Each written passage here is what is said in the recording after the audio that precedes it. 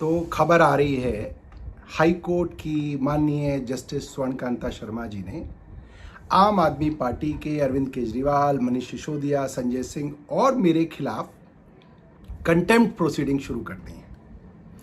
और अपने जजमेंट के दौरान जस्टिस ऑनरेबल स्वर्णकांता शर्मा जी ने बार बार दो बातें रिपीट की। क्या बातें हैं? पहली बात जो बार बार वो कहती रही कि ये मैं अपने किसी नाराजगी की वजह से नहीं कर रही हूं, मैं जुडिशरी इंस्टीट्यूशन की साख बचाने के लिए, उसकी रेपुटेशन बचाने के लिए कर रही हूं, मैं ये खुद के लिए नहीं कर रही हूं। ये बात बार बार उन्होंने रिपीट की। दूसरी बात, उन्होंने कहा मेरे पास दो रास्ते थे, एक कंफर्टेबल रास्ता और एक अनकंफर्टेबल रास्ता, और मैंने हर बार अनकंफर्टेबल रास्ता चुना। तो मैं इसके विषय में एक बातें कहना चाहता हूं। पहली बात, जजमेंट के दौरान उन्होंने मेरी प्रेस कॉन्फ्रेंस का जिक्र किया, मेरे ट्विटर हैंडल का, एक्स के हैंडल का जिक्र किया। मुझे खुशी हुई कि वो मेरी प्रेस वार्ता देखती हैं।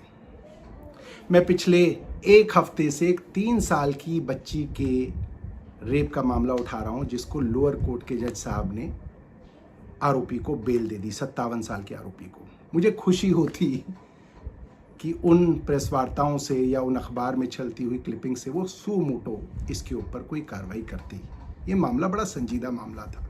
खैर, मैंने प्रेस वार्ता की थी कि कैसे दिल्ली की sitting chief minister Bharatiya Janata party से आने वाली रेखा गुप्ता जी ने एक टेलीविजन प्रोग्राम पर ऑन रिकॉर्ड बोला कि जो राउज एवेन्यू के स्पेशल सीबीआई जज ने अरविंद केजरीवाल जी और उनके साथियों को एक्साइज के मामले में डिस्चार्ज किया, वो मामला सेटिंग से हुआ, सेट हो गया। इसका साफ साफ मतलब है उन्होंने एक सिटिंग जज को भ्रष्टाचारी कह दिया। हमने इसके ऊपर प्रेस वार्ता में भी कई बार कहा, वीडियो बना के कहा। मुझे खुशी होती स्वर्णकांता जी अगर इंस्टीट्यूशन को बचाने के लिए आप इस मामले में भारतीय जनता पार्टी की सिटिंग चीफ मिनिस्टर के ऊपर कंटेम्प्ट प्रोसीडिंग्स करती। इसके अलावा मैंने 31 मार्च को माननीय हाई कोर्ट के रजिस्ट्रार साहब को बाकायदा लिखा, सबूतों के साथ लिखा कि सिटिंग चीफ मिनिस्टर ने आपकी जुडिशरी के एक जज को सेट बताया, उसके ऊपर कोई कार्रवाई नहीं हुई। मैं सिर्फ जस्टिस स्वर्णकांता शर्मा जी को बताना चाहता हूं, कानून आपको ये नहीं कहता कि आपको कंफर्टेबल या अनकंफर्टेबल में से कंफर्टेबल पाथ को छोड़ना है, अनकंफर्टेबल को चुनना है। ये नहीं है कानून की किताब में, कहीं नहीं है। आपको सिर्फ न्याय का रास्ता चुनना है। आप बार बार ये कहती हैं कि मेरे पास दो रास्ते थे। न्याय के रास्ते में, न्याय की मंजिल में सिर्फ एक ही रास्ता होता है जज साहब, न्याय का रास्ता और सत्य का रास्ता। कंफर्टेबल अनकंफर्टेबल रास्ते नहीं होते। और अगर अनकंफर्टेबल रास्ता चुनना ही है तो भारतीय जनता पार्टी की सिटिंग चीफ मिनिस्टर के खिलाफ कंटेम्प्ट अगर किया होता तो मैं मानता कि अनकंफर्टेबल रास्ता है। आम आदमी पार्टी के या अपोजिशन पार्टी के नेताओं के ऊपर कंटेम्प्ट करना ये अनकंफर्टेबल मामला है या अनकंफर्टेबल रास्ता है, मैं नहीं समझता। और जुडिशरी की साख को बचाने के लिए मुख्यमंत्री के ऊपर, रेखा गुप्ता जी के ऊपर कंटेम्प्ट होना चाहिए था।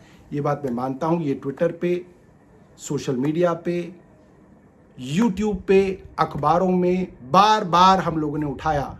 मुझे अच्छा लगता आप उस मामले पर स्वतः ही संज्ञान लेती और उस पर कार्रवाई करती, क्योंकि हम लोग अगर उसकी कंप्लेंट करेंगे तो हमको उसके लिए केंद्र सरकार की इजाजत लेनी पड़ेगी और वो सरकार देगी नहीं। इसीलिए रेखा गुप्ता जी के ऊपर कंटेम्प्ट तभी चल सकता है जब हाई कोर्ट, माननीय हाई कोर्ट या माननीय सुप्रीम कोर्ट इसमें सो मोटो कॉग्निजेंस लेके कंटेम्प्ट करे। और अफसोस की बात है कि इस अनकंफर्टेबल रास्ते पर मुझे अब तक आप चलती नहीं दिखी। धन्यवाद। जय हिंद।